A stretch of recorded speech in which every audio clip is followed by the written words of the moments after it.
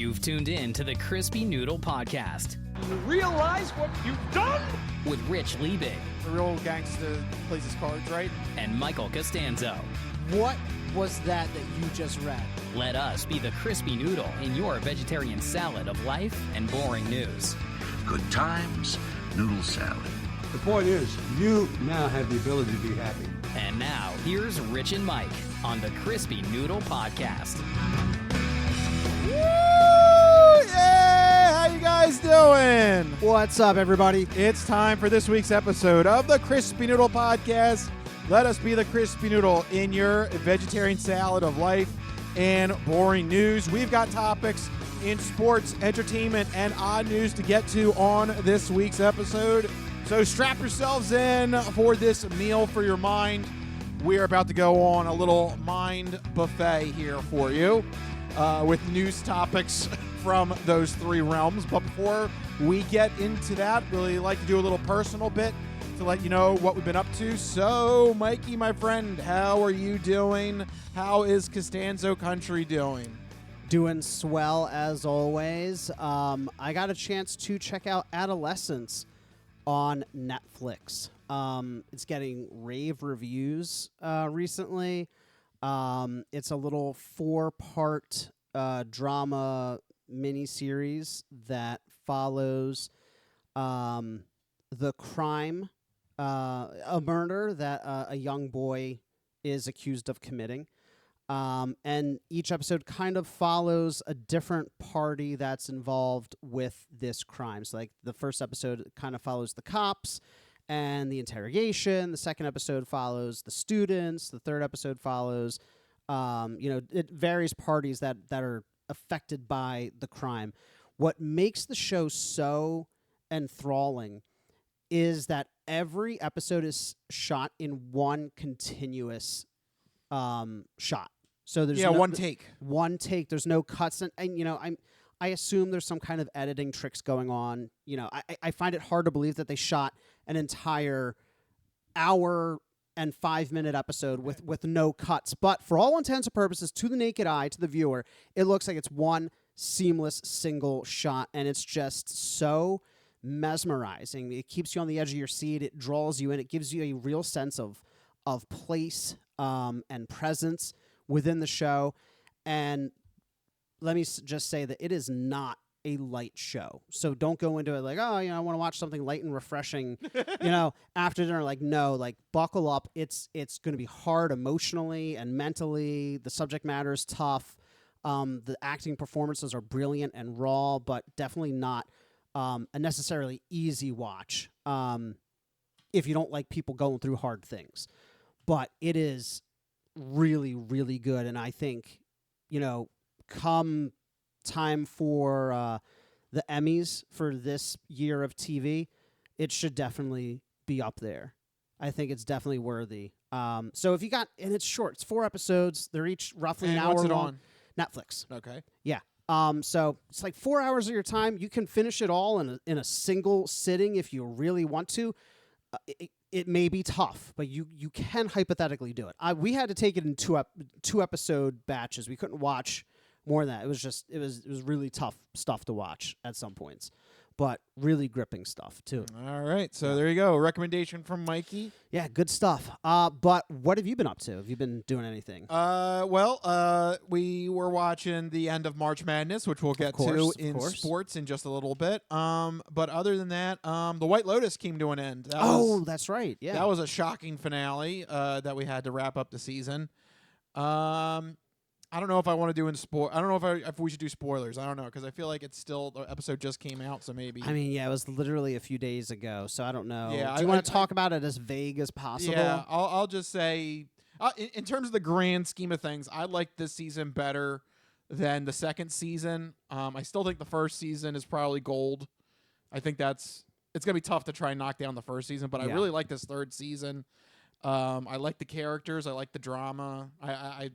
I thought this was a home run this year.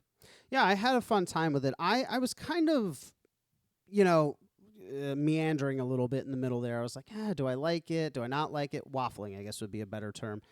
But it did really start to pull things together and come together nicely as the Yeah. season went on. Yeah, definitely. Yeah. It's a fun watch. I like the series. Yep.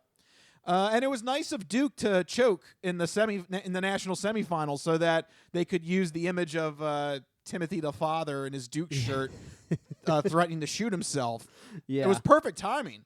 They literally lost Saturday night, and the season finale was Sunday night. Yeah. It was like, good job, Duke. You know your audience. Were there lots of good memes going around? Oh yeah, everybody was posting that. Yeah, it was so perfect. And Duke lost because, I mean, I guess I'm spilling in the sports sampler right now, but Duke lost because they didn't score. They only scored one bucket in the last 10 minutes. They choked themselves out. Yeah. Wow. Yep. Yikes. Yep. Hey, sometimes the pressure to close can get to you. Yeah. Yeah, and Cooper Flagg, I think his name was. He had a moment to make the game-winning shot, and he lost. It bounced off the rim. Sometimes it's not your night, even when you think it's gonna be. Yeah, I don't know. Yeah. I didn't watch any of it, so I got nothing. So that national semifinal game was Yeah. Duke.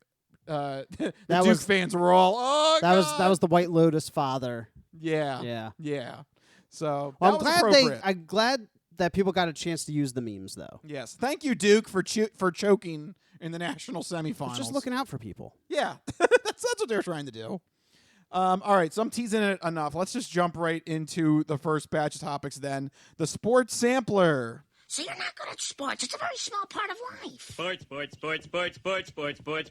In your face. Ha ha!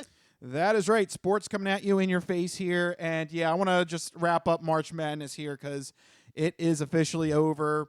The national championship game ended up being no Duke. Sorry. And no Auburn, the overall number 1 seed. They both did not make it. Damn. Instead, we got Houston versus Florida. It's Florida, and they're crazy. Yeah.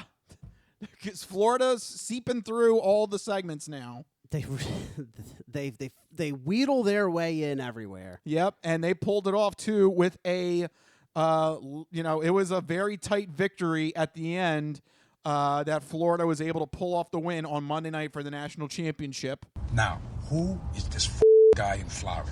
It's Florida, and they're crazy. Yep. The who is this guy? It's the national champions. That's who they are. The Florida team did it.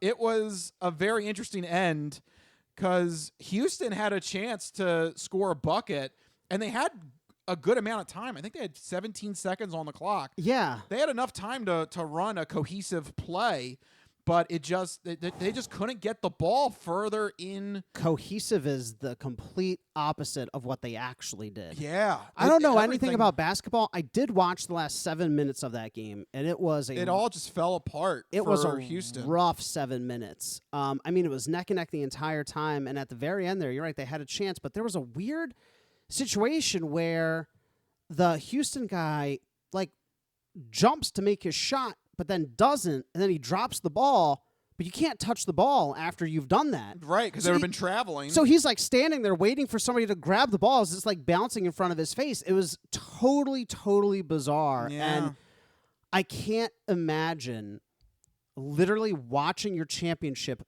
bounce away from you because of that. because of that. Could you imagine being that poor kid and just standing there watching this ball bounce and be like, this is the championship literally bouncing away from me right in front of my face. Yeah. But it happens. Yeah, but you know what? It's a sign that Florida's defense was really intense, especially in the last couple minutes of that game. I feel like that might be the theme of 2025 between this and the Eagles' victory Defense in the Super Bowl. still wins championships Yeah. occasionally. Yeah, everybody's obsessed with stats and scoring, but at the end of the day, man, defense that can make or break a team, and it did so on that championship night. And Florida pulls out the win. So if you had Florida in your bracket, congratulations, you probably won your March Madness pool. It's been a fun March Madness. I thought there'd be a little more flavor. I thought there'd be a little more upsets this year, but At least it it ended was up being Duke. Duke was that was the big shocking one. the big shocker. 'Cause Yeah, they were up by 9 points, they were up by 6 points with 30 seconds left. wow. Yeah. and they somehow lost Yeah, that's what happens with with 30 seconds. That's what happens with the purpose, hack-a-shack. I hate that. It works. That's the worst part. It works. It's the worst part of basketball, just bar none. It is so frustrating to watch the end of a basketball game because nothing actually happens. Like, when you get to the final 2 minutes of a basketball game, it's foul, free throw, foul, free throw, free throw. It's like, guys, Jesus, come on, man. Yeah, but the worst part is it works. They need to ban that. Well, I don't think they can because that's literally strategy. They should allow. You have to sink free throws. They should allow tackling and ban the hack-a-shack. What would that do? Make it more like football. Yeah, you just want football. Come on, Mike. No, are you telling me that the intentional fouling at the end of the game isn't completely... You want to talk about pace of play? Everybody throws around the term pace of play with baseball and football. The absolute worst thing to happen for pace of play in the history of sports is the intentional foul at the end of a basketball game. It takes a minute and 15 seconds and stretches it to like a 15-minute ordeal. Yep.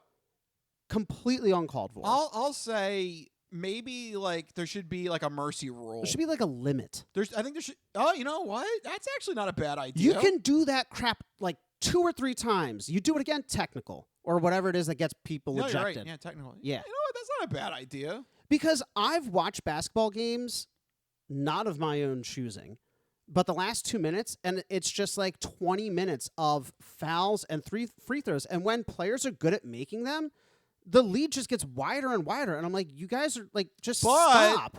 But on the flip side, yeah, then you have Duke who couldn't sink a free throw all of a sudden, and then they lose. That's true. That is true. Then it's well, then we need to keep it in because it happens to the best teams. It works occasionally, yeah. Yeah. Anyway, rant over. I do kind of... Should have been a mini what's pissing us off segment. I kind of like that idea, though. Maybe there could be some sort of limit. Yeah. I mean, look, you put a limit on the team fouls and player fouls. Yeah. So why not do some sort of 2-minute warning? I know football, but I know some sort of arbitrary 1 minute, 2-minute warning. And it's you can only commit 5 fouls or something. Right. From here on out. Yeah. That would be interesting. Yeah, just something to curtail. Yeah, I have seen the end of games. I'm sure everybody has, where it's just so many fouls and free throws, and there's nothing more boring in sports than a free throw. There really isn't. Well, no, hold on. No, No, there isn't. No. If it's if the game is literally a nail biter, if it's 1, 2, or 3 points, no, those free throws matter. I guess it does. No, I mean they matter, yeah, but they're still not exciting to watch. Oh, yes, they are, because that could make or break the game. Yeah, I disagree. No. When it's more than 2 possessions, then it's whoop-de-doo. But if it's if it's a 1 possession game, they matter. I'm not letting you slide on that. I don't know. I still think it's a boring play to watch. I would. It's not. I'll meet you halfway. I think there should be some sort of either limit to the foul or some sort of way to enhance it. Yeah. But make it tougher. I don't know. There's got to be something. Add flaming hoops. No, because I don't know off the top of my head, but what's the national average of free throw? It must be over 70%. It's around. So they're gonna make it. So they're gonna make it 8 out of 10 times. So the average NBA player, I think it's around 80%. The top players are 91%. Yeah. So why even bother for the 9%? Look, one of the 9% happened to Duke. Or allow your players to shout in their face while they try to make their free throw, or something to distract them. You know, I think you can. Can you shout at them? I'm pretty sure. No, I mean get right up in their face. Oh, right. No, yeah, you have to stand between the line, but you can yell whatever you want to. They should let players move wherever they want to. Something to spice it up. I don't just you got to do something. I find it to be a very tedious process, and because of that, I think it does suck whatever stakes there are out of the actual shot for me. Because I don't know. Yeah, I think you're onto something. Maybe we could figure out either who's the commissioner of the NBA. Silver, Adam Silver. Adam Silver, hit me up. Hit me up. I did like the old person version of the phone. Kids nowadays do this. They do, if you're not on the video, they do like a little hand. You didn't know that? Are you serious? You didn't know that? Oh my God, I'm old. Yeah. Help. They either Help. they do like a hand like this. How? It looks like you're doing an Indian. I think they either do How? like they hold their hand like they're grabbing like a phone like this, or they do like a flat hand. Oh my God. They either do like a claw hand or a flat hand. Oh They don't my do the God. classic pinky and thumb. I'm getting old. Yeah, you didn't know that? No. You've never seen those fun videos where they get like a millennial and a Gen No. and a Gen I don't Z, know fun. and I'm they're- old. Yeah, you My are. idea of excitement is the Masters. Yes. Look what I have. I have papers for the He Masters. has a decent chunk. You know what? Since you're so eager in your elderly ways to get to the Masters, let's get to it. I won't bore you with the youth. So, Rich, Yes. moving on from something youthful and fun like basketball to something venerated and old and respected like golf. Yes. The Masters is happening. It's a thing that happens in April, and you have the whole story. What a transition. Thank you, Mike. No problem. Yes, I know. It's weird. I'm having, by the way, just a random side note. This is like the weirdest extremes for me within like a calendar month because I have the Masters this weekend, which I'm looking forward to, and everyone says like is like the quietest, boringest thing you could possibly look forward to. And then at the end of the month, I'm looking forward to Ghost's new album, so I'm going to be cranking that up. They're like, "What is wrong with your ears? You're going to be going from like little, like silent mute TV to cranking it up to 11 at the end of the month." To grass growing and birds chirping, to heavy metal. Yes, that's what I'm doing this month. One day you're going to be like the old fart on the golf course, like blasting, like Rodney Dangerfield. Yeah, I'm going to be blasting Journey. yeah. Yeah, exactly. So great movie, by the way. Make sure you watch Caddyshack if you haven't. All right, let's get to the real news. So yes, there is big golf news this weekend. Is the Super Bowl of the golf world. You can understand that, Mike. Yes. Good. Excellent. This is it. This is the, I know there's 4 majors technically in the golf world, but we all know it. We all wink at each other. The Masters is the number one event. This is the one that has the legacy. Everyone knows the iconic holes on the course. Everyone has like any fan of golf has had their kind of like imagination of if they could play this course or if they could even, hold the green jacket or something like that. Yeah. Like this is the one. The other 3 are important, and they have their own advantages and stuff. But the Masters is the primo event. This is the Right. Super Bowl. This is the one everybody loves to watch. It's got everything you want. So everybody in the golf world looking forward to it. This weekend begins Thursday.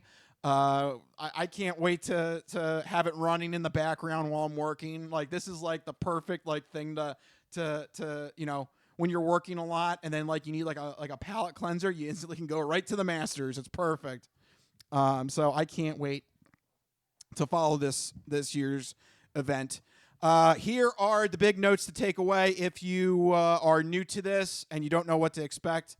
Odds. Always good to look at the odds to let you know who Vegas thinks is going to be in contention for this year's Masters. The I shouldn't say overwhelming because there's a tight competition at number 2. So I'll say the overall favorite is deservedly so world number 1 and defending Masters champion Scottie Scheffler. He won 7 PGA Tour events last year, which is Wow. That seems, I don't know how many there are total, but it seems like a lot. There's Okay. That's like Tiger pace. That's interesting that he hit those kind of numbers. The next Tiger Woods moniker. Right. Could that be the start of the downfall, though? Right. Because as we've seen the last 10 years. Every time somebody says it. Yeah. It's kind of like football where when you hit the Super Bowl and you win the Super Bowl, everyone starts gunning for you. Yeah. So it's kind of like, Scottie Scheffler, not only are you world number 1, but you're also the defending champion. Everyone's going to have their second eye on that name as it crawls up on the leaderboard. And that also means the pressure is on as well. With an individual sport like this, it's only you and your psyche Yeah. to contend with. Yeah. So it will be interesting to see if Scotty Scheffler can try and be the first, I think since Tiger, to be back-to-back defending champion. Oh, that would be impressive. Yeah, I think that's the last time that was done. I think it was Tiger Woods. So that would definitely be a moniker if he can do so. However, he's at 9 to. So wait, first off, his odds are at 9-2. So if you bet $20, you would win $90 back. Nice. But at number 2, right behind him actually, is Rory McIlroy, who we covered a couple weeks ago because he won on St. Patrick's Day. I thought that was a little luck of the Irish there.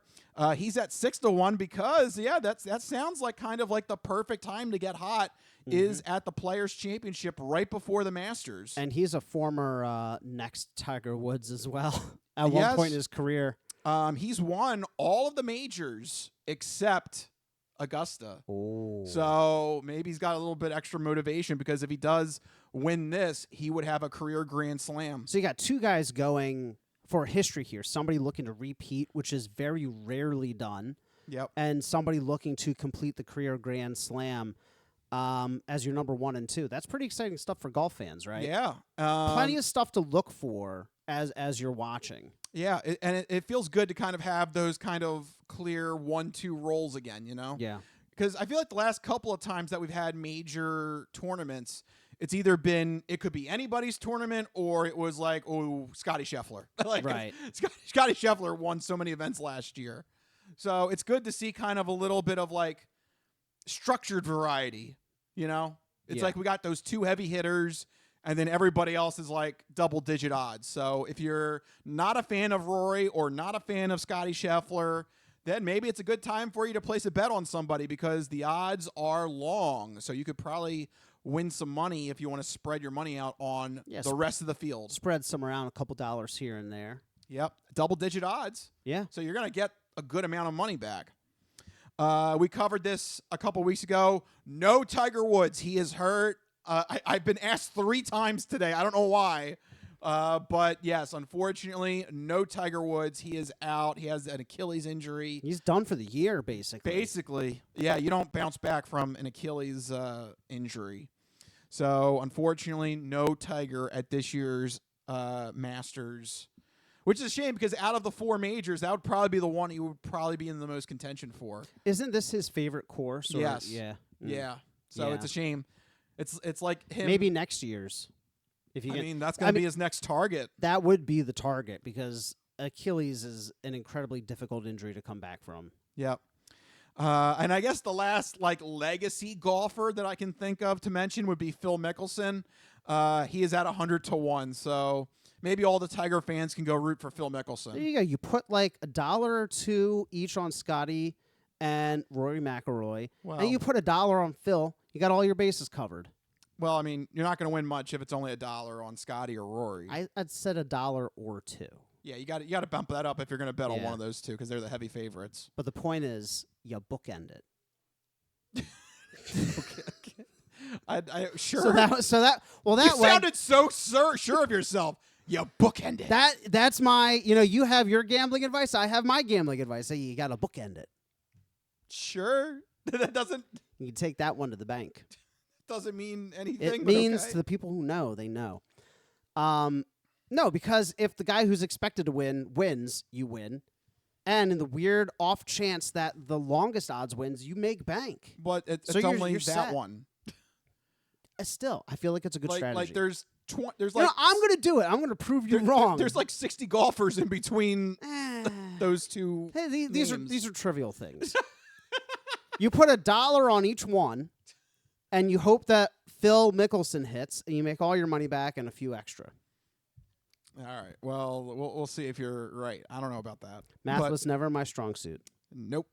So we'll figure that out next week. I can't wait to watch the Masters and see the action unfold.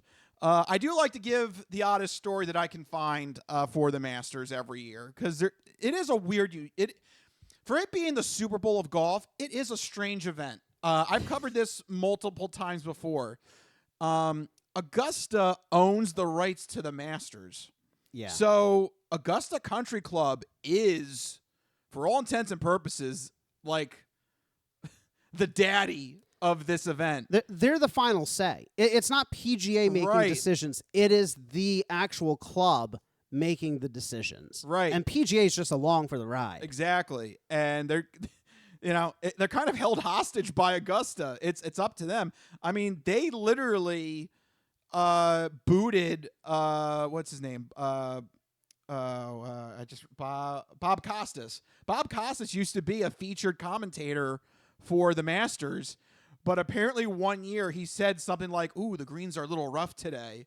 And Augusta was like, "Get him off." Oh, wow. Yikes. How dare you disrespect our country club? That's real harsh words for a golf course. Yeah, you don't critique Augusta's greens. How dare you? That is, I'm surprised they didn't sue him for what? Slander? Slander. Libel? Libel's print, yeah. You should know this, J. Jonah Jameson. Oh, yeah. He has the line in Spider-Man. In print, it's libel.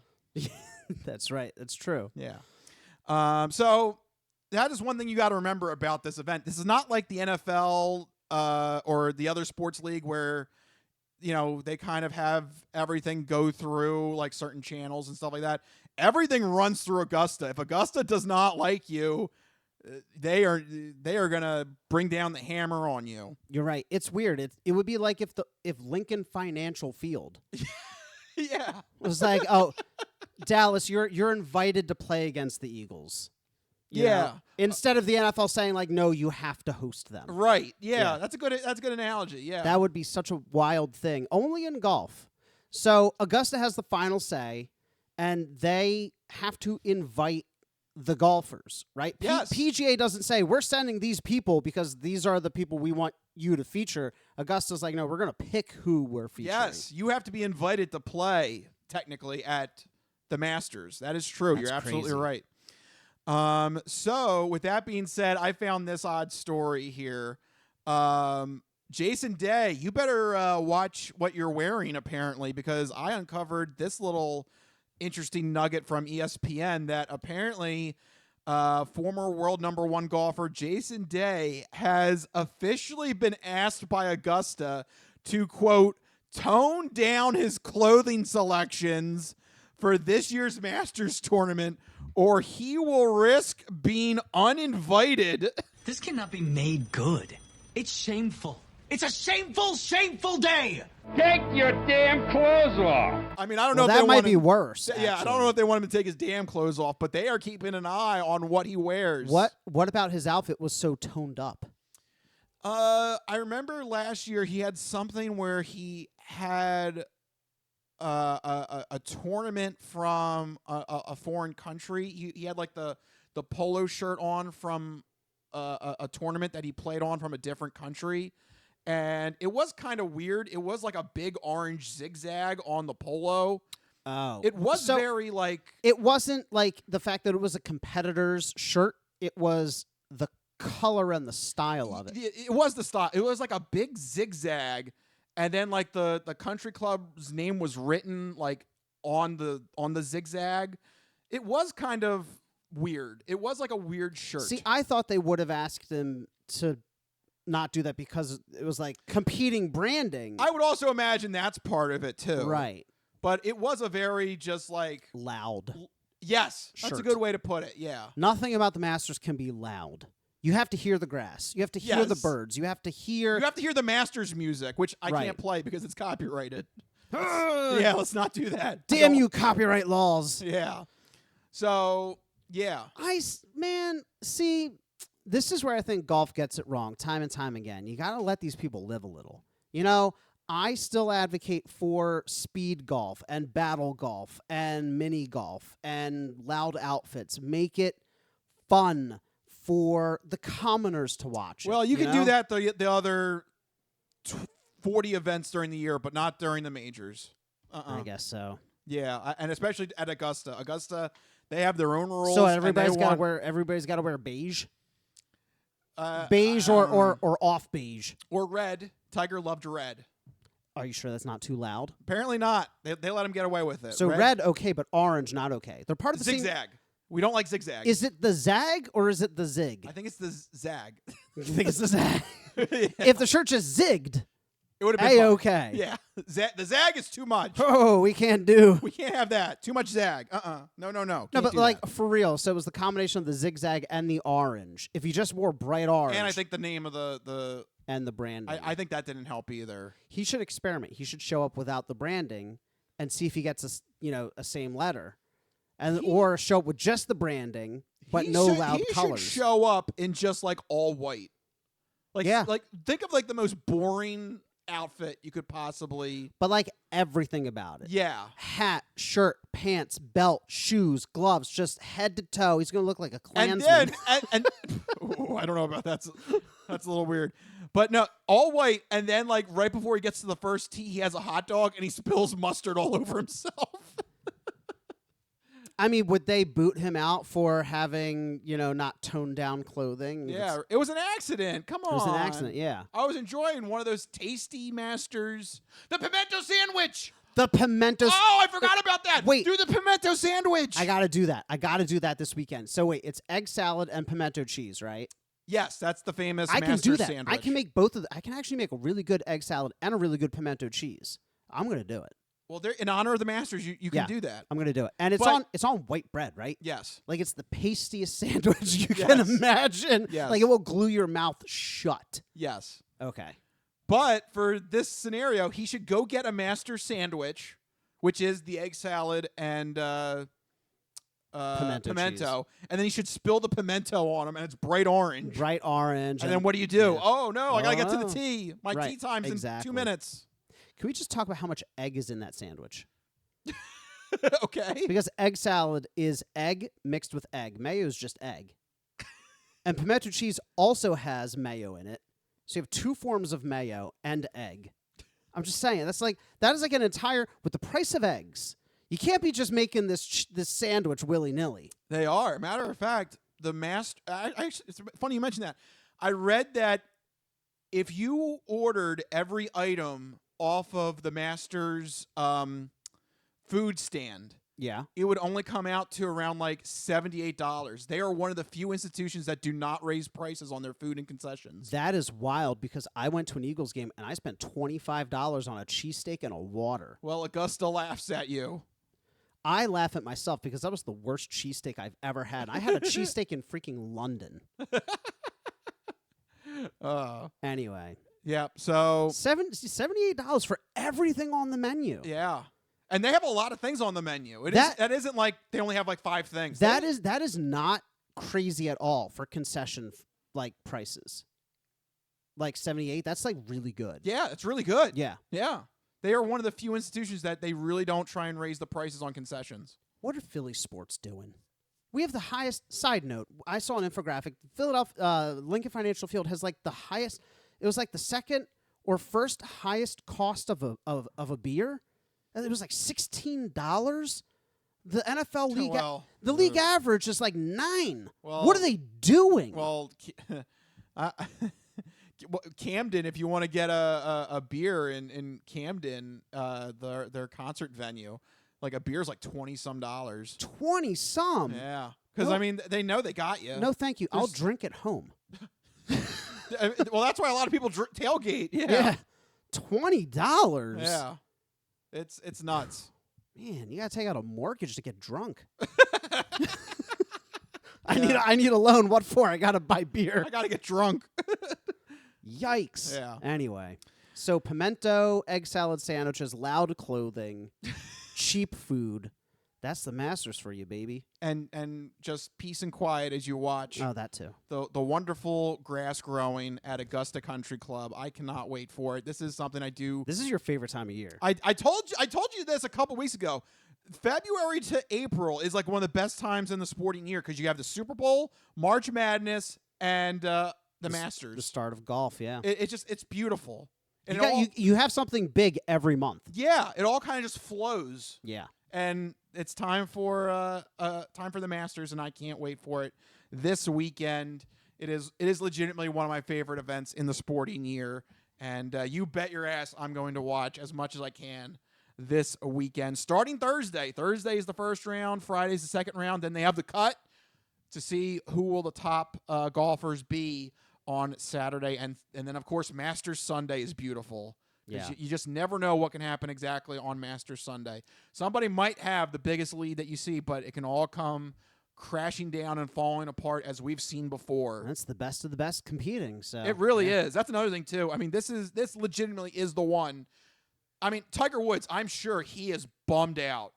Like this is probably the one he was targeting out of all the events during the year. Right. He was probably aiming for this one, and unfortunately just bad timing on that injury, and he's not going to be able to be there. But you can rest assured, yes, the best of the best will be playing at Augusta this weekend, and I'll be watching. I hope you are.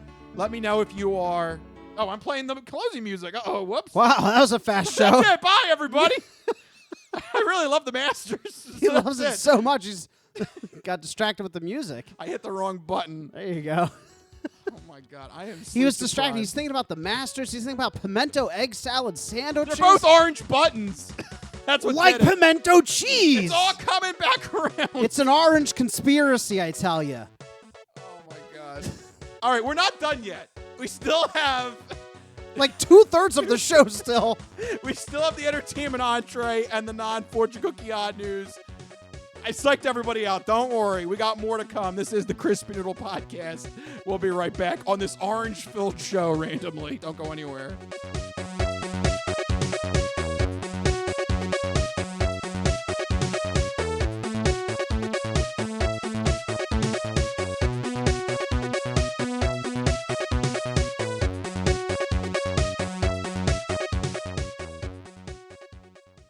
Ready for the weekend? Happy Friday. Hi, my name's Marie, and I'm an artist who's been making Happy Friday doodles every week for over 7 years. And now you can own my art collection in this Volume 1 and Volume 2 art series. These doodles span across multiple themes, yearly festivities, various countries, languages, and more. Both coffee table books have something for everyone and are the perfect conversation starter or gift for a friend. Really, anyone who enjoys a good weekend. Available on Amazon, Ingram, BookBaby, Barnes & Noble, and more. Visit happyfridaydoodles.com/books and get your copies today. Let's celebrate the best day of the week. Happy Friday.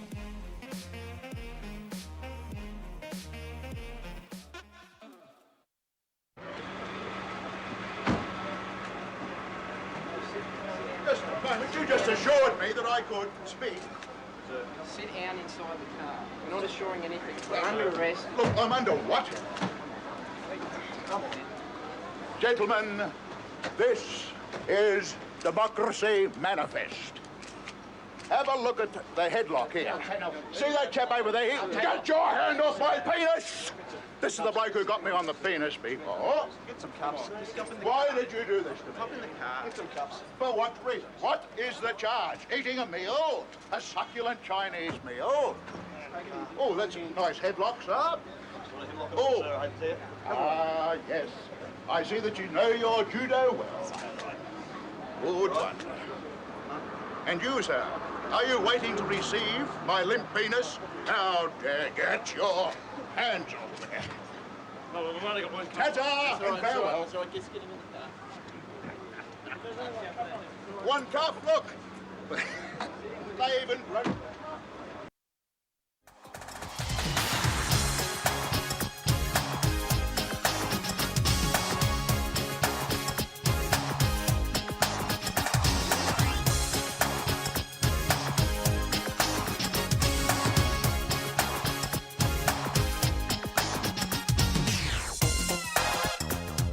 Oh, yeah. Here we go. Welcome back. We are back. We're back now. The show did not good. end. No, the show did not end. We are back. Everything's good. Mike even got an orange drink. Oh, that was not intentional, but yeah. You bastard. He has the same color buttons on his soundboard. Yeah, I didn't realize I had that, and it kind of It's messed me never up. happened. No, I've been pretty good up until this point, so everything is fine. We're still continuing with the show. We're all fine here now, thank you.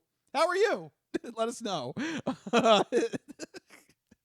We both got the, Blue Sky. Blue Sky, Let us know. Check us out on Blue Sky. All right. let's leave the orange sports realm alone, even though Mike is bringing orange with him. We're leaving that realm, and we're officially going into the next part of our show, the entertainment entree.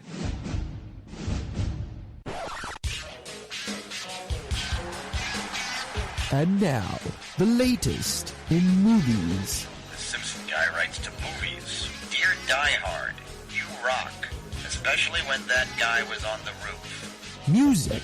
I know what that is. That's music. Video games. I'm Commander Shepard, and this is my favorite store on the Citadel. Celebrities. You really know Warren Beatty? Yes, I do. I took a leak next to him once at the Golden Globes. And more. You were the all-singing, all-dancing crap of the world.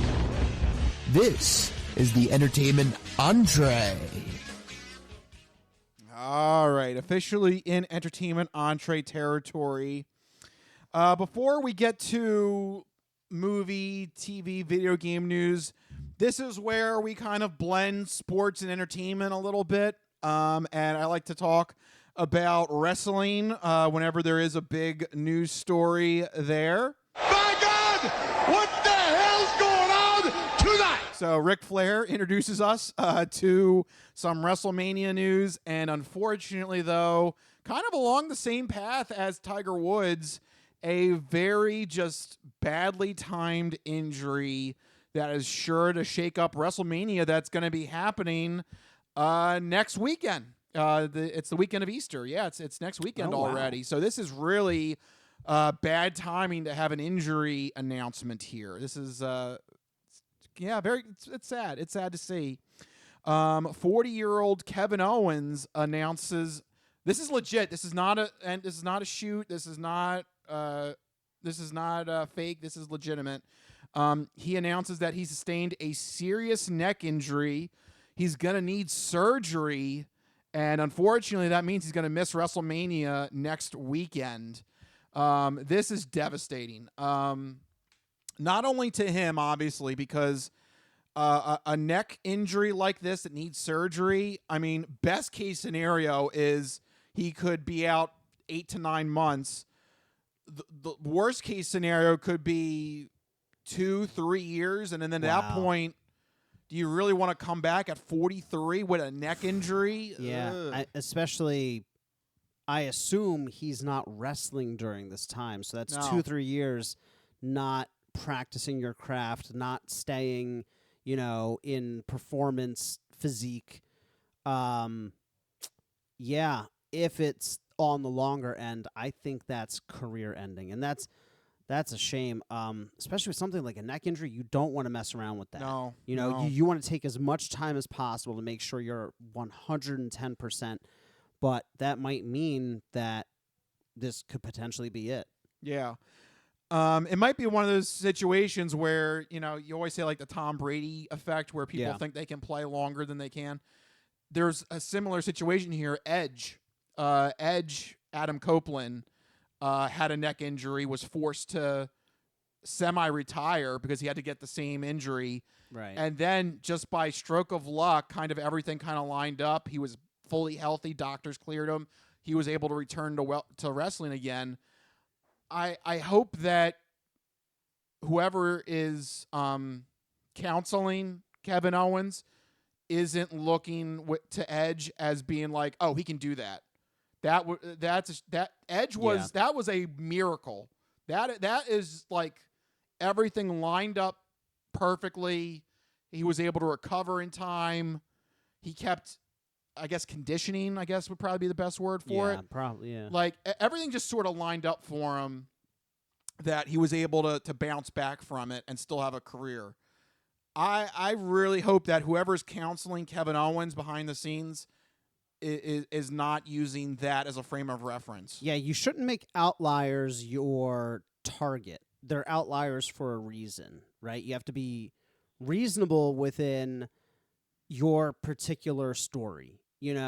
Like whatever is happening personally with you, you should base it on that information, not on, the 1%. Let's figure out, how we can mimic that. There's the reason why. That's the 1 in 100 chance, right? The Tom Brady, the Edge situation. Yeah. You know? So I hope that is being, you know, hopefully that is not the expectation behind the scenes. I really hope that's the case. That's not the case. So unfortunately, this really does have ramifications. Kevin Owens is out. Really sad to see. Of course, right before WrestleMania. That sucks. Yeah. That's like missing the Masters a couple weeks before it's supposed to happen. Like Yeah. it really is bad timing. Another thing is now his opponent, Randy Orton. He is an established star, and I think he's 46. He's another one that he's only really got 1 or 2 WrestleManias left in him. There's a big question mark now. What do we do with him? Do we still force him into a match? Do we want to give him something?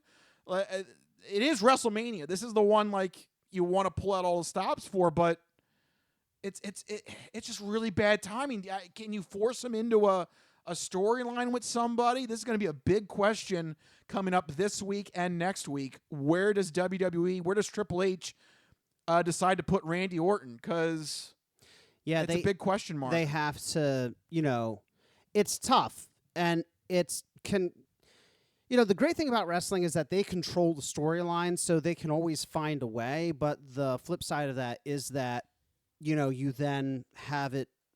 I mean, not that it all isn't contrived, but it sounds even more contrived or feels shoehorned. And you don't want to have that either. So, yes, they can control the entire product from start to finish, so they can always find a way. But then you risk it seeming ham-fisted and overly silly, even by wrestling standards. It is funny. What you said sounds true, but this proves that it's not. You inadvertently said they can control everything from start to finish. But this is an example. Even they can't. They can't predict it all. Yeah, that's true. Yeah.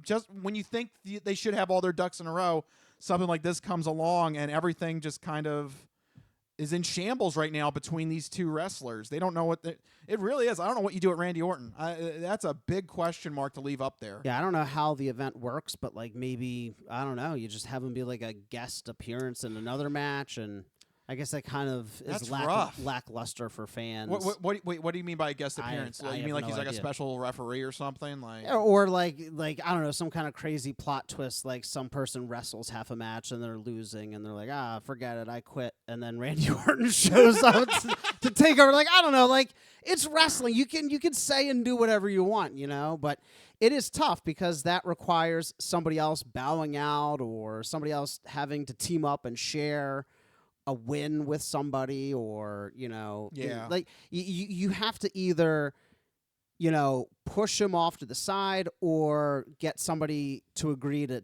cut him into their spotlight. Yeah, it's weird. Yeah. So that'll be the question to remain to be answered this week and next week. We'll give you an update if that is settled on next week's episode. Another big issue with this, and it was funny. I didn't realize this until I heard about it on, I forgot there's another podcast that's sponsored by the Rich Eisen show that covers wrestling that I was listening to. Shout out to that one. I forget which one it is now off the top of my head. I got nothing. I'll have to come back to you on that. But they were mentioning that on a personal note, Kevin Owens was really disappointed because the news of this actually leaked before the broadcast on Friday night. And Kevin Owens went on a podcast and said this quote, whoever did this, they took away my right to tell people because now everybody knows my situation already. And that hit me. I'm like, wait a minute. That is his medical history. This is a legitimate thing. That's medical. That sounds like a violation of HIPAA laws to me. Right? I don't know. Am I on the right path here? I'm not so sure because it depends who's leaking it. If the doctor is like, "Ooh, let me send this to the fan blogs." That's one thing. If it's somebody from his personal life, he told a friend or a family member, or I don't know, the car mechanic, he's like, "Oh yeah, my neck is busted," and they say it to someone, that's not a violation of HIPAA. That's just poor planning of your information. Poor planning, or you share with somebody. I would imagine, though, he didn't tell a lot of people about this. There's no way to really know. Yeah. You know, it's that's the whole thing with a leak. It's hard to trace it back. I can't imagine that a doctor or a nurse or somebody would reveal something like that. I know. How about if a WWE employee did it? That's still not HIPAA, but that is pretty crappy. Ugh. Because I a guess HIPAA not violation would be by the medical professionals who Yeah. they at least in my experience, I guess you're right. Yeah. they care about their patients. They're not going to leak that for who, for what? They're well paid. Yeah. Especially people seeing athletes and stars. They're well paid. They're well taken care of. They're not going to risk that by revealing. They shouldn't. Yeah. So my money is on like a low-level WWE staffer, a friend or family member who, you know, said something to the wrong person, and then that person said something to somebody else, and a little whisper down the lane action. It still sucks, though, for Owens. But if it was a doctor or medical professional, that would be wild. Yeah. That would be crazy. But all right, I guess that makes sense. Yeah, I'm not well versed in the HIPAA laws. I thought you could help me. No, out but I with mean that. it's a good question though, because it's not like a football player who, you know, injuries are. I think they're required to be reported. Yeah, you know, this right? Is, yeah, this is a whole different ballgame. This is completely different. Yeah. Yeah. In most professional sports, and this is where it's sports entertainment. In most professional sports, injuries are required to be disclosed, and teams can get in trouble for not disclosing them properly. Yeah. Even, you know, or we saw that with the Patriots. Yeah, or fudging the injury or injury report. It's a big thing. This is different than that. This seems like more of a personal matter than a sports matter. Yeah. So, unfortunately, yeah, just like the case of Tiger Woods, this is just a horrible timing with this injury. I feel really bad for Kevin Owens. I mean, to lose your spot at WrestleMania, that hurts. That sucks. And it sounds like it was completely out of his control. I mean, a neck injury that could be just, you know, you just fell the wrong way on a regular match on a Monday night or something. You know, right? That just horrible, horrible fate. Yeah, it's really, really tough news to hear for somebody, especially the fact that it requires surgery. Neck surgery. Yeah. Oof. Yeah, you don't bounce back from that. No. That's going to take some time. Yeah, no, best to take time, though, with that. Yeah, so our thoughts are out to Kevin Owens on that one. But the bigger mystery, what will they do with Randy Orton? We'll let you guys know if there's an answer to that on next week's episode. All right, but there you go. I've taken up enough time of my personal bits between the Masters and WrestleMania. That's another random thing. I go from the Masters to WrestleMania. You are an enigma wrapped in a conundrum. Thank you. All right, so it's now time to switch it over to you, Mike. It is time for your segment where we let people know what you should keep an eye out for this upcoming weekend with new movies, TV, and video game properties in Mike's This Week in Entertainment.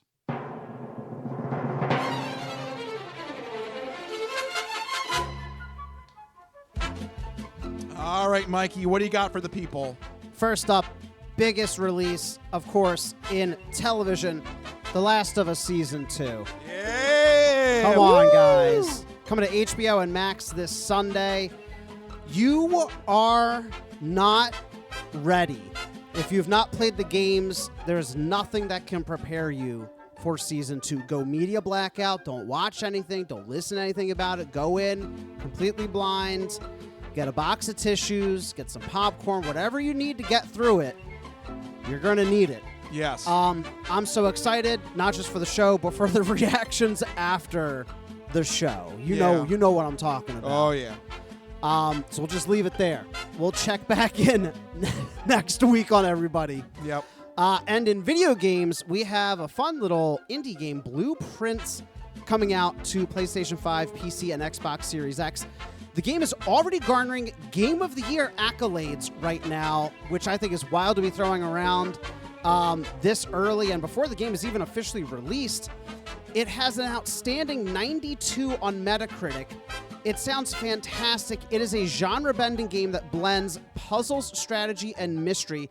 Players explore an ever-changing house, attempting to find a specific room. In doing so, every door they come across, they get to decide what room appears next. Every new room contains either brand new puzzles, new clues, new mysteries, or tools for solving the other rooms in the house. But here's the gimmick. Each in-game day, the house resets and erases and randomizes everything except for any permanent upgrades you've made to the blueprint of the house. So it's like an escape room mixed with a mystery, mixed with a puzzle game, mixed with like one of those, what are they called, roguelite games where everything is like constantly running through it with different variables.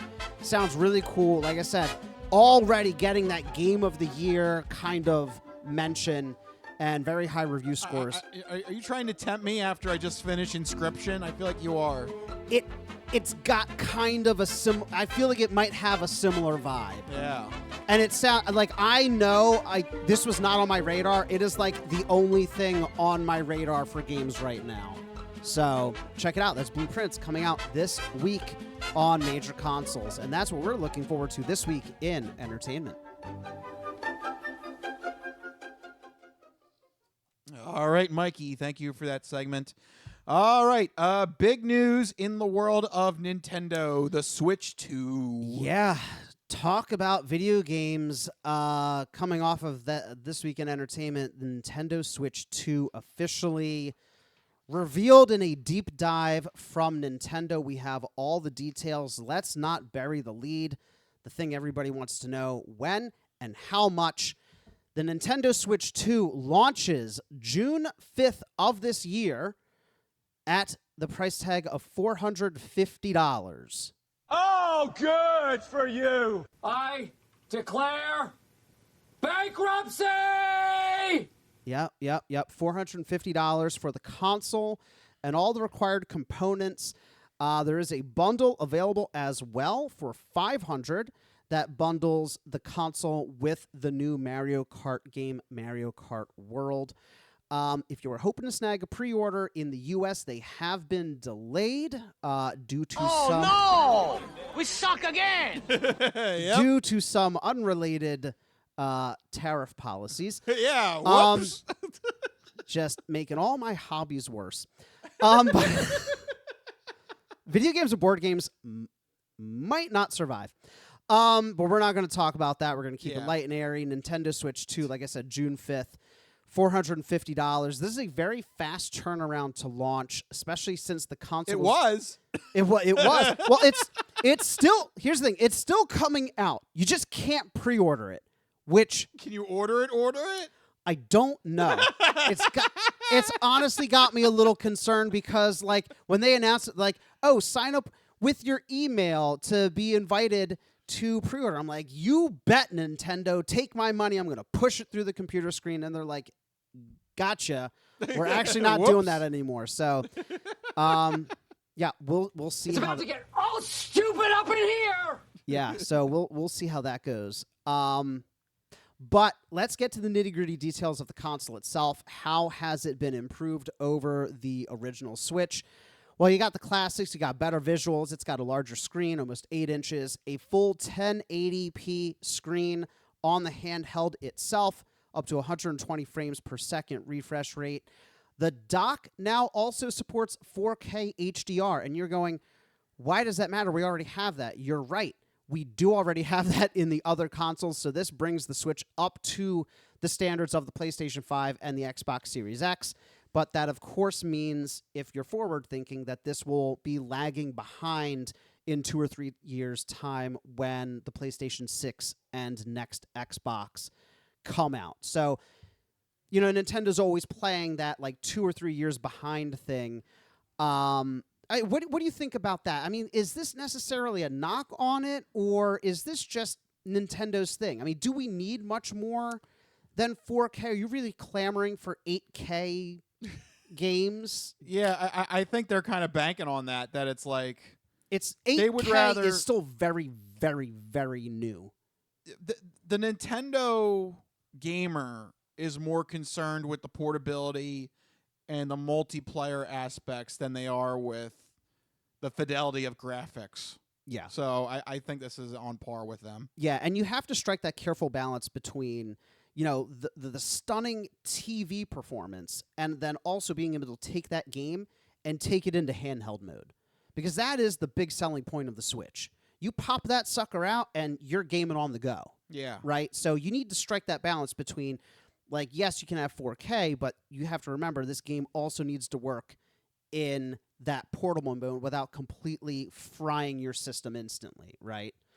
So I think it's a fair balance. In terms of the actual physical console itself, the controllers are now magnetic. If you've ever used a Switch, there's a rail where the controllers slide on and off the system. These are now magnetically attached with very strong magnets that release with a simple button press. I know there's been some concern about, if you'll be able to accidentally pull the controllers off. It seems like that won't be the case, but I also feel like it's going to be a wait and see how it works in the real world scenario, right? Have you been frustrated at games, Mikey? Exactly. No, I'm serious. Like, it works fine when they're demonstrating it, but like when you're in the heat of it or you get annoyed, you can imagine you might accidentally separate the magnets. We'll see. We'll see how it works.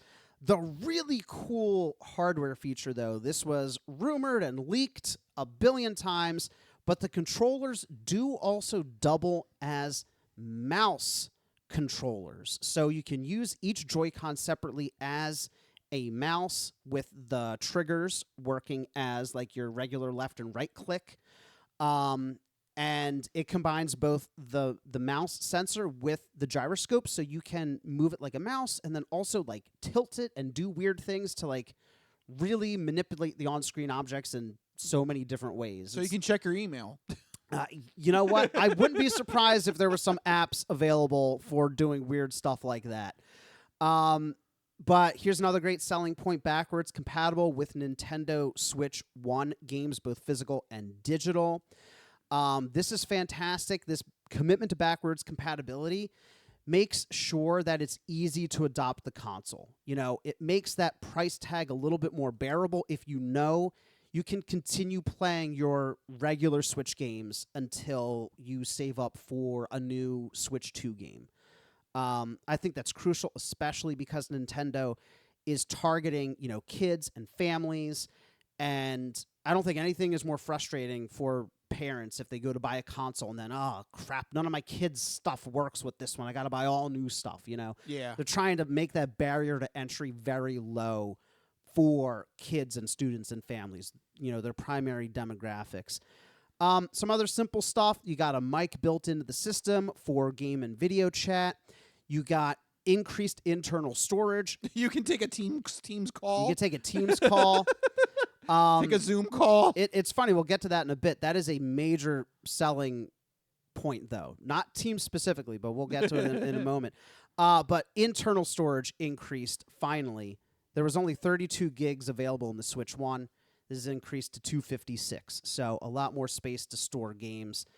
But I do want to get to some of those major features of the console itself. You joked around about Teams chat. Well, two of the big features coming with Nintendo Switch 2 is the Nintendo Switch camera, which is a separate peripheral, and the C button on the controller. They spent a lot of time on that. This is the game chat feature. So these two things together create what they call game chat, where you can share both your game footage and video footage at the same time with other players. So imagine like a little pop-up with your face and a little pop-up with your game screen as well. And this kind of mimics local multiplayer in online games where you can see your friend, your family, and also see their screen as well. So it's, I guess, in a sort of way, bridging the local and online types of multiplayer. You have a little bit more of a personal connection with the video and the game screen sharing, but you're still doing it online. I think that's kind of a unique concept. My concern, though, is how is it going to handle the stability and the quality of streaming video and game content to someone else, then bringing their content to your side, and then still playing the game on your end? Yeah, no lag. Yeah, there's like that's a lot of data to be moving around. That's a lot of data. You're uploading your video, the game video, you're downloading their game and personal video feed, and then you're playing your game at the same time. Yeah. I mean, and if this is an online game, ooh, you better have a good internet package. Yeah. I mean, correct me if I'm wrong. That's a lot. Yeah, that's going to be a lot on your Wi-Fi network. What do you think? Do you think this is going to work as well in practice as it does in theory? Like in theory, it's cool. It makes online multiplayer feel like local multiplayer. I think it's got a shot. I think though you got to have a higher tier internet package, and preferably connect with an Ethernet cable. Like, I think if you try to do this over Wi-Fi, it's just going to absolutely not unless work. your Wi-Fi is stellar. And you're sitting next to the router, maybe. Yeah. Yeah. Yeah, I probably... There's an Ethernet port on this, right? Yes, there was not on the original, but there is on this one. It would be preferable to have a wired connection, yeah. But then that kind of eliminates the whole portability element of it, so I don't know. Yeah. Well, if you're game sharing and screen sharing, you're probably sitting in the living room anyway. You know, I can't imagine you're like dragging the camera around with you. Yeah, that'd be pretty ambitious. How exactly does this camera peripheral does it attach? It's like our camera here for the podcast. It's like a little camera that sits on a little stand, and you plug it into your console, and you have it set up next to your TV. So basically, Nintendo is stealing our studio software. Yeah, essentially, yeah. What the hell? Nintendo, you should give us some rights or some money, something. You're taking away our podcast setup here. Those bastards. Yeah, so they made a big deal about game chat. They're trying to make it easier to share multiplayer experiences. I think that's really cool. It's an area of improvement over the Switch. The Switch has notoriously bad multiplayer. You have these like weird friend codes that don't make any sense. They're like 48 characters long, and it's just like really difficult. There's like the app isn't very good. There's not a lot of robust features for playing online. So I can see here that Nintendo wants to make that an area of growth and improvement. So we'll see how that works. Another area that could help in this regard is the game share feature, where you only need one copy of a game to play on multiple consoles. And I think that is an absolutely brilliant move from them. Yeah. It's going to help them grow audiences. It's going to make sharing games easier. Again, it's going to keep those friends and families together, playing together. If you know, I only need one copy of Mario Kart, and all my buddies can play with me. That is such a great selling feature to convince people to upgrade to the new Switch. So I really dig that one. I think more game companies should do something like that. They kind of have that with It Takes Two and Split Fiction. Yeah. But just like across the board, it should be a little bit more lenient. Lenient, yeah, and a little bit more available. I think that would really help, especially with the increased prices of games and consoles, which leads us to one of the really big issues with the reveal. There were a lot of positives. People were really digging the hardware and the games. But the downside is the new pricing that was announced. So $450 for the console. That's a lot. It's not the craziest considering the PlayStation 5 and Xbox are both over $500. I think the PlayStation Pro is like $700 now. Like console prices are getting up there. Oh yeah, get ready for the future. But here's the thing with the Nintendo. Could they have just priced themselves out of their demographic? Because Nintendo Switch is for kids and for families. It's one thing for an enthusiast like me and you to go buy a $500 PlayStation 5, right? Uh-huh. But it's a different thing for a parent with kids to try and find that money to buy an equivalent thing. The major selling point of the Wii, the Wii U, the Switch was always like, the competitors are $500, we're $300. That makes it easy for a parent. right? Yeah, cheaper. I'm going to buy the $300 Nintendo. Did they price themselves out of their main audience at $450? And I mean, not with the way the current pricing structures are going to increase in the near future. You think people are just going to end up paying for it? Some. I mean, I'm sure you're going to get some because pushback. The reaction online was pretty bad in Nintendo's second stream. To me, this next thing is the worst offender. The real big offender, though, you're right, is the price of new games. Yes. So, for the longest time, games were $60. Then, during the PlayStation 5 generation, we saw an increase to $70, and that was tolerable. Games are getting more expensive to make. We should pay a little bit more. We get it. But now, in the span of 5 years, they've gone up again to $80 for digital exclusives. And you notice I mentioned digital because physical exclusives for Nintendo Switch are $90. I declare bankruptcy! Yep. That was a real big shocker when fans saw the price for a physical game at $90. This is some unforeseen consequences. I think, one, it's going to be really tough for brick-and-mortar stores to stay competitive. Yeah. With Nintendo and the digital storefront. And that's intentional. Nintendo wants you to buy the digital game so that you are ingrained in the ecosystem. You don't have to go to GameStop. You don't have to go to Best Buy. You're staying right there on your couch, cozy with your Switch 2. I totally get that. But it's going to be tough for those brick and mortars. The other thing is that now it kind of opens the floodgates and kind of gives other game manufacturers like, hey, if gamers are willing to pay $90 for Mario and a little go-kart, I wonder what they're willing to pay for Call of Duty or, dare I say, Grand Theft Auto. Yep, that's all it takes. I declare bankruptcy! Yep, So it's going to happen. Previously, we had reports that analysts made comments they hoped Grand Theft Auto 6 could break the $100 mark. Yep, and now it will. And well, 3-4 weeks ago, we were like, that's insane. Maybe 80. But now that Mario Kart is 90, there is no world.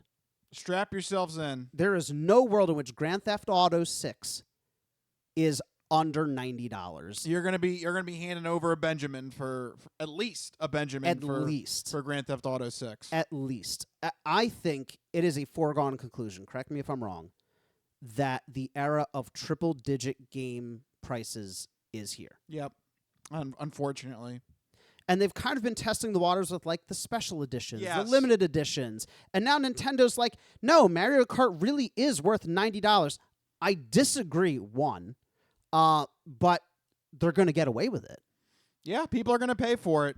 Yeah, so the pricing is a concern. And also, that was kind of a vibe with some of the other things. There seemed to be a little bit of Nintendo greed going on, which Nintendo's always been a little greedy, but a great example of this is a game called Nintendo Welcome Tour. This is essentially a digital manual. It introduces players to the new console, its features, it has informative guides, mini games, tech demos. It's very much like Astro's Playroom on the PlayStation 5. But do you know what Astro's Playroom was? Free! Do you know what Nintendo Welcome Tour isn't? No! Yeah. I declare bankruptcy! Now, it's only $10, so it's not highway robbery. No, that's still highway robbery. But the fact they're charging anything. It's just a demo. It is just... Did you play Astro's Playroom? Yeah, that came out on PS4. It came preloaded. Yeah. It was a full-fledged game.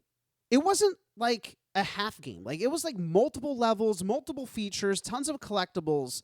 It was absolutely free, pre-installed. You didn't need to do anything. And the fact they're charging anything for something that is far less than that is absolutely insane. So when you take these three pricing announcements, $450 for the console, $90 for physical games, $10 for a glorified manual, I mean, that's a little upsetting, right? Yeah, that's stupid.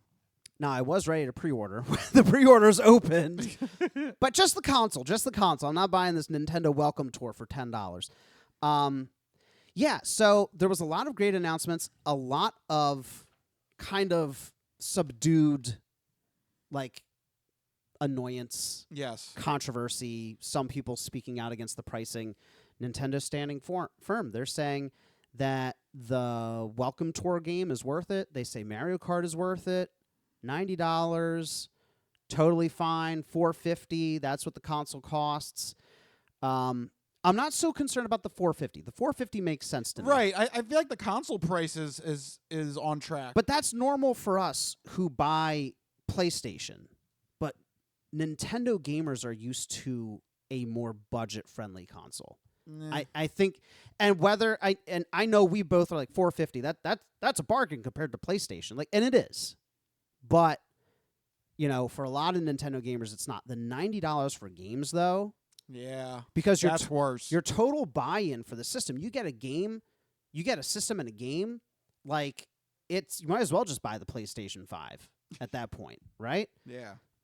So we'll see how it all goes. Release is right around the corner, June 5th. We will keep you updated as we get closer if there's any new announcements or changes made. But that's the Nintendo Switch 2. Exciting times for gamers, but also a little troubling. Yeah, I don't know. Yeah, it might not lead to an exciting era. Yeah. Because things might go south in the video game world, but we will let you know if it does. All right, on that note, we need to go into our third and final segment, the non-fortune cookie odd news. We've been talking about cool and its ramifications and how it applies to the hip scene. But maybe you could give us some examples now of the opposite of cool, uncool. Just exactly what is uncool? My nipples look like milk duds. Holy shnikes. It's time for the non-fortune cookie odd news. It's not of this world. I don't know exactly what it is or what it's doing, but this is not human intelligence, okay? It's not human intelligence we're facing! How you doing? Me? I'm doing great. Manda bastata. I don't make this stuff up. I'll take a pound of nuts. That's a lot of nuts! That'll be $4, baby! You want fries with that? I seen the celery dance across the baseball fields. You had me at meat tornado. No, go past this. Past this part. In fact, never play this again. Okay. What does that mean? And now it's time for the non-fortune cookie odd news. So sit back, get everything you need to get from the kitchen. Be sure and empty the bladders. Go to the bathroom because you're in for a hell of a ride.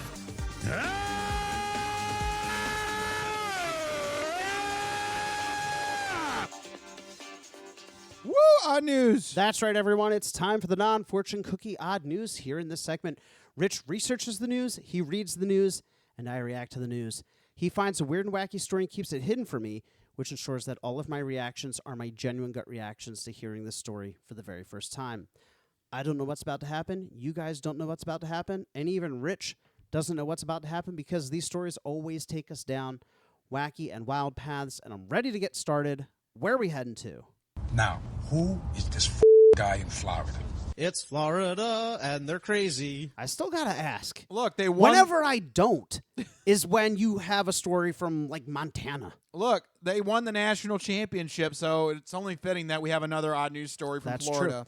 True. Bookends. Yes. Like I said, bookends. Look, bookends are a good narrative tool, but in terms of betting, I don't know where you're going with it. All right. And again, this is Clearwater, Florida. I don't know what is happening. There is a direct pipeline from Philadelphia to Clearwater. We're sending all of our crazy down there. Yeah. Does that mean that, like, a significant portion of Florida crazy is actually Philadelphia crazy? Right. We're just like, are we just... We're exporting the crazy. Yes. We need to have tariffs. Right. Exactly. No, that would be if we're importing the crazy. That's why we export it. So, yeah. There's a trade deficit. Yeah. We got to work that out. We got to figure that out with Florida. Yeah. But yes, folks, another Clearwater, Florida odd news story here.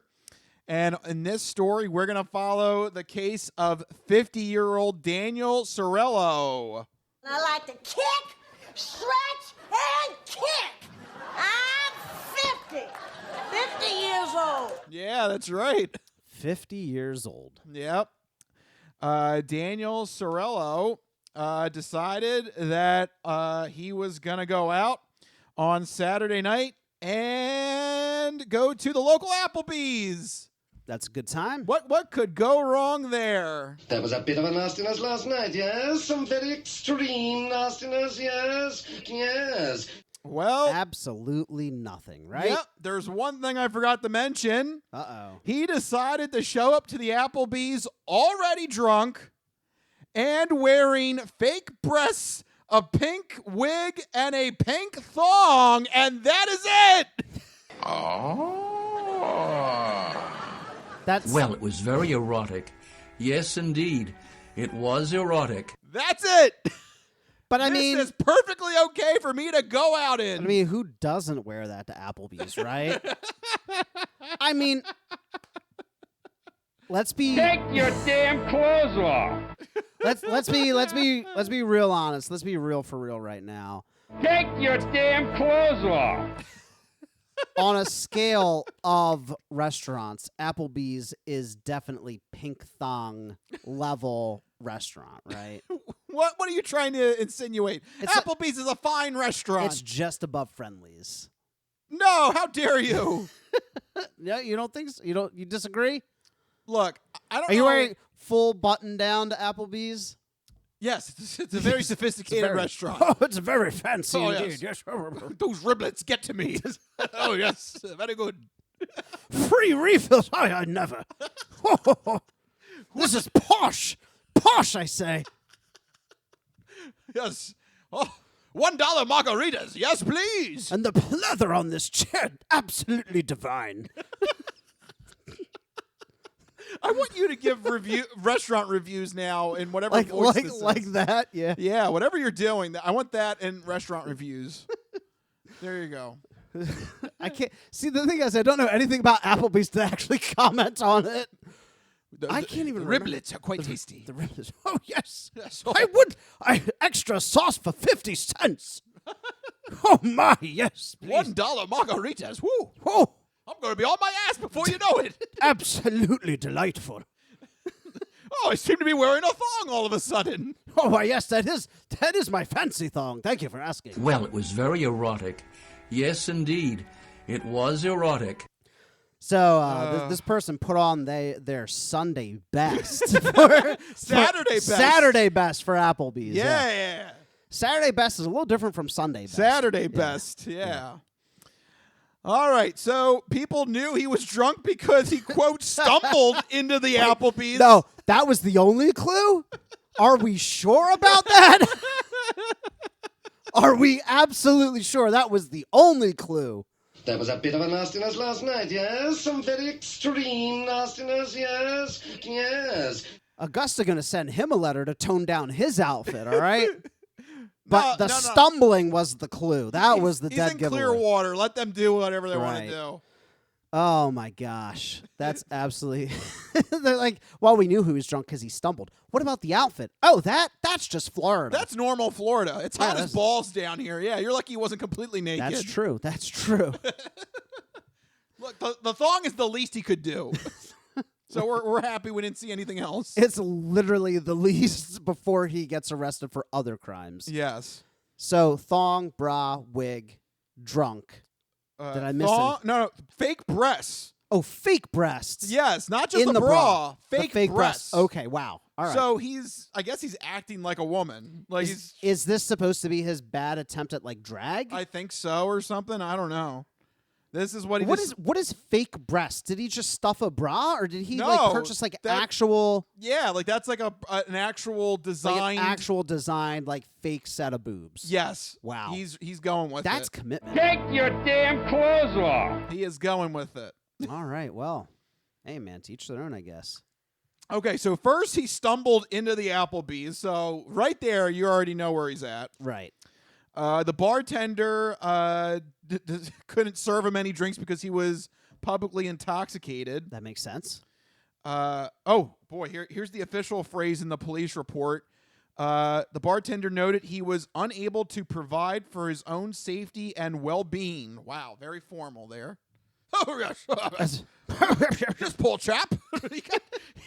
He's unable to provide for his own safety. I can't possibly serve him. Why is our fancy accent just us going? I had a riblet stuck in my throat. That's what it is. There was a bit of a nastiness last night, yes? Some very extreme nastiness, yes? Yes. All right, Those so damn riblets. I have no idea what that is. Is it just a tiny rib? well, yeah, I haven't been to Applebee's It's in their decades. boneless rib meat. Yeah, they Okay. serve it. So it's yeah. just pork. Yeah, but it's riblets, Mike. Okay. Sorry, riblets. Okay. The delicious riblet. Got it. How Got dare it. you? Yeah, honestly, that kind of makes me want to go to an Applebee's. I like the concept, even though it's just a fancy way of doing pork. One of them's probably open right now. We could probably go get we it. could go after the podcast. Go Yeah. get some Applebee's. Yeah, Some riblets. I think we got maybe probably only like 10 minutes, but we can figure it out. 10-minute riblet. We can figure it out. We only got time for 10-minute riblet. Oh man, well this guy had no time for any riblets because I'm assuming that the intoxication, the inebriation, got him in trouble. Yeah, so when he came to Applebee's, he did not want riblets. He wanted drinks, and the bartender refused to serve him. That's when Sorello, quote, who was extremely disoriented, unquote, stumbled back outside of the restaurant. Okay. And then, quote, tried to enter a vehicle that did not belong to him. Oh, no. Yes, so now he doesn't know which car is his. Which I'm just realizing he drove there. Yes. Oh, no. Yes, this is already. Oh, man. For some reason, I imagine him staggering Just down stumbled it. from his house to Applebee's. I didn't. Taking a walk of shame. Yeah, I guess I just assumed he would be. This cannot be made good. It's shameful. It's a shameful, shameful day. I guess I assumed he'd be responsible, but No. that would be a what? normal thing to do. Yeah. The guy in a pink wig, fake breasts, and pink thong. He's not responsible. Yeah, I guess not. No. What is this world coming to? This used to be a world. This used to be a country. This used to be an Applebee's. This used to be an Applebee's. Where are we at in society? Where are we at? Look at the Applebee's. I don't know why that reminded me of. Remember Mike Gundy, the guy. Come after me! I'm a man. Yeah, I'm 40. I'm a man. Well, I'm 50. I'm 50. 50 years old. Come after me! I'm a cross-chested man. I'm 50. I'm trying to figure out my car. It's giving the same energy. Yeah. Yeah. Yeah. So I guess between the time that it took him to try and figure out which car was his, the cops were called to the scene. Sorello was so drunk, he was, quote, unable to answer basic questions, according to the police report. He couldn't answer questions, but he could order a drink. Yeah. Yes. There was a bit of a nastiness last night, yes? Some very extreme nastiness, yes? Yes. They asked him where he was, where he came from, and what state he was in, and he could not answer any of those questions. And where is he going, Cotton Eye Joe? You said where? What did you say? Where he was? Where he was, where he came from, and what state he was in. Yeah, it sounds like Cotton Eye Joe. Where did you come from? Where did you go? Yeah. What state are you in, Cotton Eye Joe? Yeah. So at that point, the cops had enough. They booked him for disorderly intoxication. Yeah. And booked him into the county jail, where he has an orange outfit. I'm glad they mentioned that in the police report. Orange. What is this? This whole episode is orange. Bookends. Yes. They've never mentioned that before in a police report. Specifically, he changed into an orange outfit. Yeah. So, like the outfit that the prison gave him? Yeah. The traditional orange jumpsuit. It was just funny to me they mentioned that specifically in the police report. That is very weird to mention. Yeah. He is going to plead guilty to the misdemeanor charge. At least he's giving up honorably. Yeah. He's going to have to pay $600 in fines and court costs. And I don't know if this is surprising, but he was recently divorced from his wife of 22 years Not last surprising year. in the least, unfortunately. So, yeah, there might have been, he might have had a secret kink that he couldn't share with his wife, but he's letting it all out now at Applebee's. Hey, that's the place to do it, is Applebee's. Yeah. Let your freak flag fly at Applebee's. Woo! Yeah. There was a bit of a nastiness last night, yes? Some very extreme nastiness, yes? Yes. It's actually a promotion they're running. Yeah. If you let your freak flag fly, you get free riblets. Woo! Free riblets. Yeah. Oh, yeah, I do that. I'll let my freak flag fly. It's never flown so high and so fast. Oh, so stiff.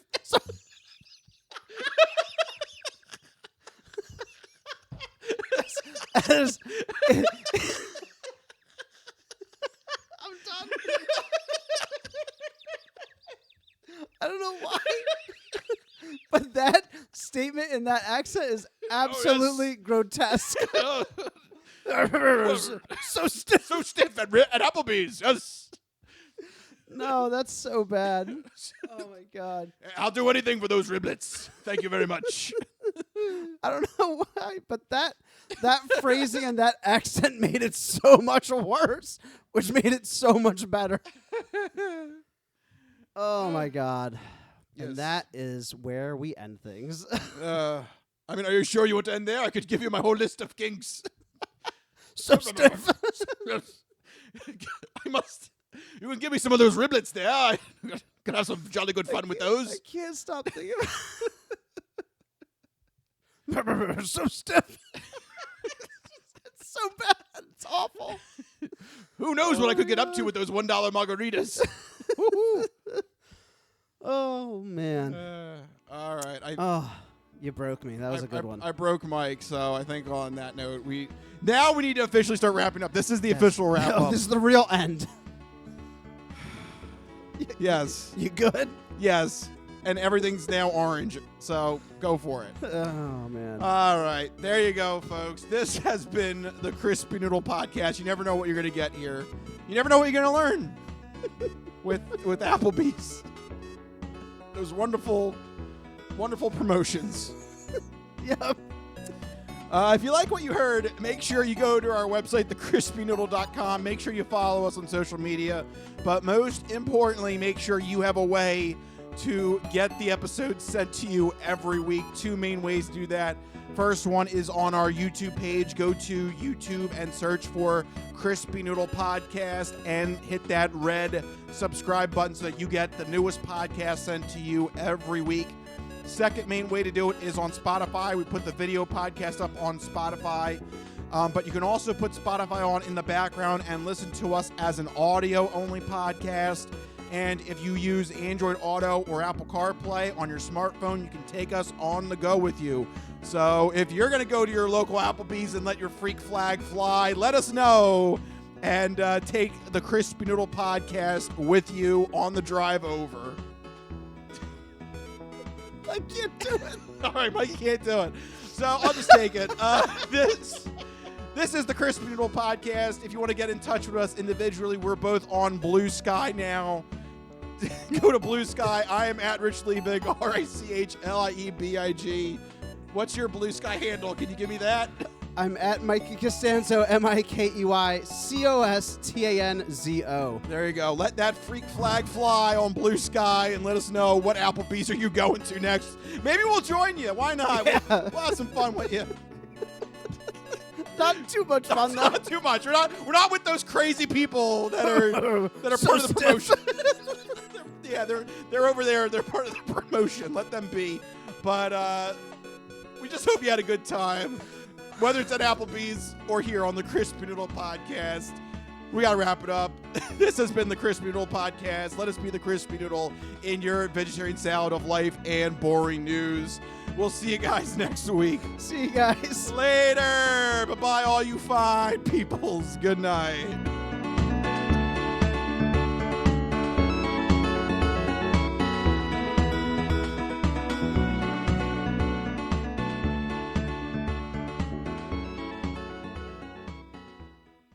Some of us have great stories, pretty stories that take place at lakes with boats and friends and noodle salad. A lot of people, that's their story. Good times, noodle salad.